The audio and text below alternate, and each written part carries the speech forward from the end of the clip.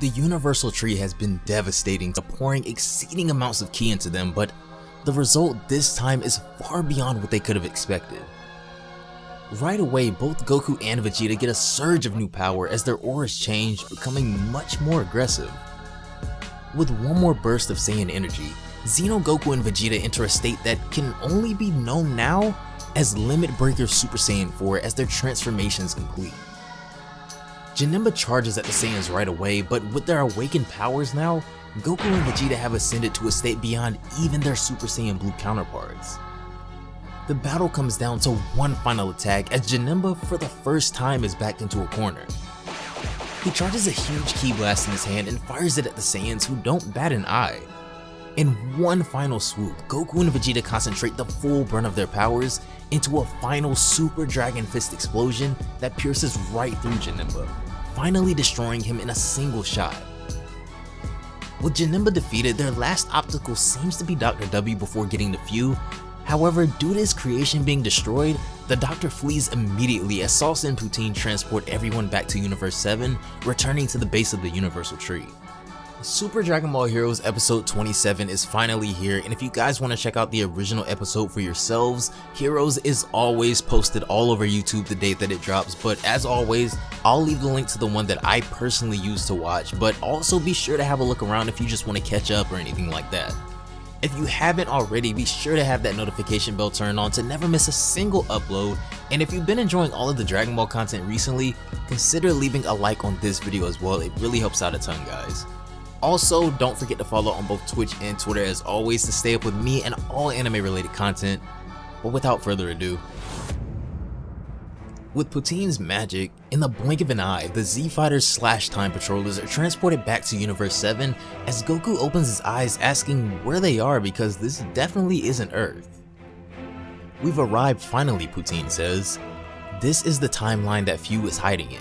The Universal Sea just happens to be that very spot you all are standing on right now, Salsa cuts in, as Goku looks down to see the roots and oddly visible energy streamline moving straight towards the massive Universal Tree that just towers atop the roots they're standing on. Goku and Trunks stand aghast at how huge the tree is, but however, Vegeta isn't impressed and decides to try and destroy it himself. He ascends into the sky as the others watch, curious at what he's planning to do. However, Salsa and Poutine are already aware that even though Vegeta may be strong, it's no use trying to overpower in a situation like this. This is when Vegeta creates a huge supernova-like energy ball overhead, which I think this might be the first time we've ever seen him do an attack like this, and he launches it at the base of the tree. It collides with the roots, causing a huge explosion as Vegeta looks on satisfied. However, when the light dies down, his attack just dissipates. Goku asks if anything changed, but Trunks confirms that it seems that his father's attack was actually absorbed by the tree. "Bingo," a voice says from behind them. "You're absolutely right." As the Z-Fighters turn around to confront whoever's behind them, this is when we see that Fu has arrived, laughing at their attempt to destroy the tree. "Welcome to the time column," Fu says, "a realm which even the gods themselves cannot enter." The Saiyans prepare to go on the attack, but Fu insists that they wait here as the birth of a new universe is right around the corner, and he thanks Vegeta for his latest donation of energy to the tree. As the tree continues to glow and gleam, signaling the near completion of its growth, all of a sudden our Time Patrollers are shrouded in a mysterious black aura and vanish, appearing to have been teleported again somewhere. Fu senses a familiar power behind him, and upon turning around, Toa for some reason has mysteriously appeared here as she ominously tells Fu that all of this is for him. She looks at Salsa and Poutine, who seem to understand what's going on as well, and then they disappear too. Fu, kind of at a loss to what's going on now, doesn't seem to fully trust what Toa says. However, he still has a fight in front of him. Vegeta, now in his Super Saiyan Blue form, charges at Fu to attack again. However, Fu easily stops his punch by grabbing his fist. Vegeta struggles to free himself from Fu's grip, but Fu begins to release a dark, menacing aura that begins to wrap around Vegeta, who immediately recognizes this power as Cumbers. But what is Fu using it for? Fu confirms that he has been interested in the powers of Cumber for quite some time, as we cut to see the capsule that restrains Cumber and seems to be sapping his energy at the same time, presumably going straight to Fu or the tree somehow. Vegeta continues to try and free himself from Fu's grip, but his aura continues to be invaded by Cumber's power until eventually it takes him over completely, turning Vegeta into our first Berserk Super Saiyan Blue as he just maniacally attacks Goku now. Fu appears behind Goku, taking him off guard as he tells him that this experiment has already began. He releases another orb of sinister energy that infiltrates Goku's aura and spreads like wildfire. Goku tries his best to fight him off, but it causes him to go berserk as well. He and Vegeta seem to be just mindlessly attacking Fu now, swiping at him in almost a drunken rampage, with Fu being very amused at his experiment's effectiveness. He stops both of their punches in one hand each and then sends them flying backwards with a counterattack of his own. He appears behind them once again when they charge at him, and then he unsheaths his sword, taking a single swipe at them, and this seems to rid them of the aura that was scrambling their minds. Seemingly drained of their energy now, Goku and Vegeta, after being stripped of Cumber's aura, revert back to their base forms. "I see. Interesting," Fu says, still figuring out the depths of Cumber's abilities and powers for himself. "It seems that if you get caught, then you transform back to normal. There's still much research to do with this."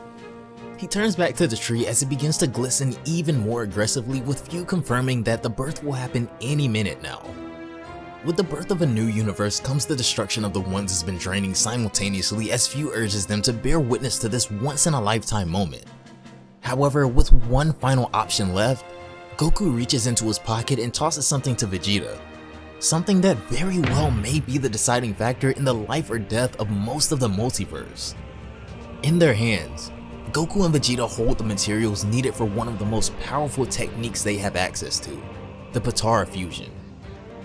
"Where did you get these earrings from?" Vegeta asks, surprised that Goku kinda just had these on him at the time, but he says that Salsa slipped them to him before they split up. "As long as Cumber's aura remains in play here," Goku says as he places the Potara on his right ear, "we just can't fight like we usually do." Vegeta of course shows much reluctance, having to resort to this again, but Goku commandingly reminds him that they don't have time to debate this. They have to take out Fu now. Vegeta angrily places the earring on his left ear, saying once again that this is the last time that they do this. A bright flash of light erupts from behind Fu, causing him to turn around and see what the commotion is, but when he turns around and sees Vegito, he's rather unimpressed that they've decided to try the same fusion strategy that they tried in the Demon World. Fu releases another orb of Cumber's energy, this time a little bit bigger in size, attempting to completely corrupt Vegito as it consumes the fusion whole. When the smoke clears, however, Vegito still stands, but not just that. He shielded himself in an energy barrier similar to when he was eaten on purpose by Majin Buu in order to save everyone.